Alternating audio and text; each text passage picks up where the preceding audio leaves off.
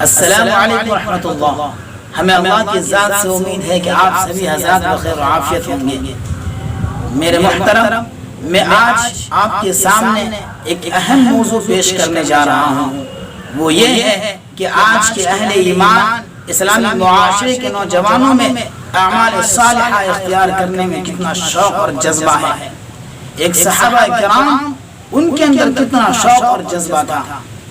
صحابہ کرام کا معاملہ تو ایسا تھا کہ جب بھی کوئی موقع آتا، نیکی کا وقت آتا، تو صحابہ کرام پورا وصول کیا کرتے تھے، تن من دھن لگا دیا کرتے تھے، اور اپنے آپ کو، اپنے اہل و عیال کو، اپنے گھر والوں کو، اپنے رشتہ داروں کو، اپنی اولاد کو عبادت پر خاص طور سے توجہ دلاتے تھے۔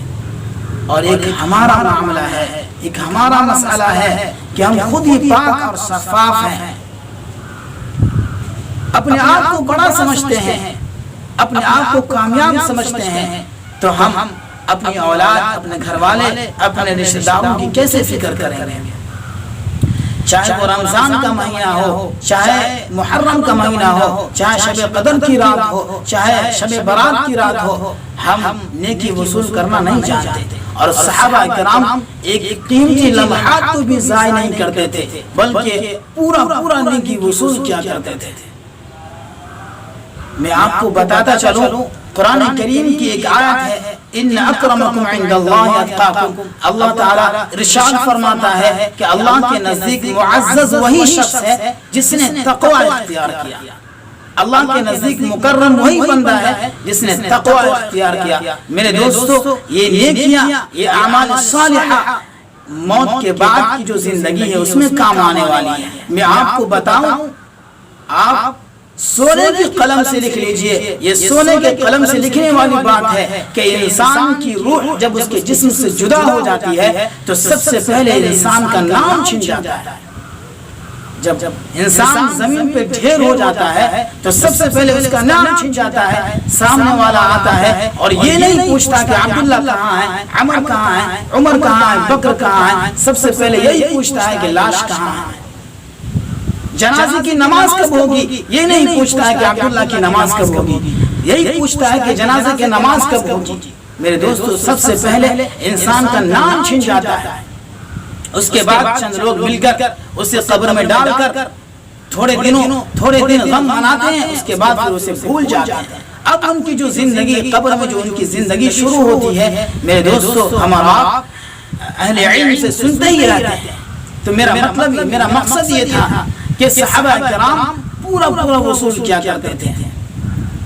ایک مرتبہ اللہ کے رسول صلی اللہ علیہ وسلم نے ارشاد فرمایا کہ رمضان کا روزہ فرض نہیں کیا گیا تھا، یوم عاشورہ کا روزہ فرض تھا، جبکہ رمضان کے روزے کی فرضیت ثابت نہیں ہوئی تھی۔ اور جب رمضان کے روزے کی فرضیت ثابت ہوئی تو یوم عاشورہ کے روزے کی فرضیت کو ثابت کر دیا گیا۔ لیکن آج بھی یاد رکھو، آج بھی یوم عاشورہ کے روزے کی فضیلت اور اہمیت اتنا ہی ہے جتنا کہ پہلے تھا۔ صحابہ کرام اور جناب محمد رسول اللہ صلی اللہ علیہ وسلم مکہ المکرمہ سے ہجرت کر کے جب مدینہ منورہ پہنچے تو دیکھا کہ یہود و نصارہ بھی یوم عاشورہ کا روزہ رکھ رہے ہیں۔ جناب محمد رسول اللہ صلی اللہ علیہ وسلم نے ان سے پوچھا کہ تم کیوں روزہ رکھتے ہو؟ تو یہود و نصارہ نے کہا کہ کیا آپ کو پتہ نہیں ہے کہ یہ وہی دن ہے جس میں اللہ تعالیٰ نے بنی اسرائیل کو فرعون کے ظلم سے نجات دیا تھا۔ اسی خوشی میں ہم یوم عاشورہ کا روزہ رکھتے ہیں۔ تو جناب محمد رسول اللہ صلی اللہ علیہ وسلم نے صحابہ کرام سے ارشاد فرمایا کہ ہم بھی یوم عاشورہ کا روزہ رکھتے ہیں اور یہ لوگ بھی روزہ رکھتے ہیں، تو ایسا ہو کہ اگلے سال سے ہم ایک اور روزہ بڑھا لیں گے، یا تو 9-10 رکھ لیں گے یا 10-11 رکھ لیں گے۔ دیکھیے، عبادت میں بھی جناب محمد رسول اللہ صلی اللہ علیہ وسلم کسی کی تشابہ کو اختیار نہیں کر رہے ہیں، کسی کی مشابہت کو پسند نہیں کر رہے ہیں، لیکن ہم اور آپ اپنی زندگی میں دیکھیں کہ ہم اپنے طریقوں کو چھوڑ کر غیروں کے طریقے کو 100% اپنی زندگی کے اندر داخل کیے ہوئے ہیں۔ ہمارا لباس، ہمارا اٹھنا بیٹھنا، ہمارا چلنا پھرنا، ہماری گفتگو کرنا، حتیٰ کہ سر سے لے کر پاؤں تک دیکھا جائے تو تمام کے تمام غیروں کے رویے میں ہم ڈھلے ہوئے ہیں، اور ہمارا جو اپنا طریقہ ہے، اللہ کے رسول کا جو طریقہ ہے، اسے پس پشت ہم نے ڈال دیا۔ یہ یاد رکھیے کہ جناب محمد رسول اللہ صلی اللہ علیہ وسلم کا جو طریقہ ہے اس میں 100% کامیابی ہے، اور غیروں کا جو طریقہ ہے اس میں 100% ناکامی ہے۔ ہم اپنا طریقہ اگر اختیار کرتے ہیں تو اس سے دو فائدہ ہے۔ ایک فائدہ تو یہ ہے کہ ہماری دنیا بھی سنور جائے گی، دوسرا فائدہ یہ ہے کہ ہماری آخرت سنور جائے گی۔ اللہ تعالیٰ کہنے سننے سے زیادہ عمل کی توفیق مرحمت فرمائے۔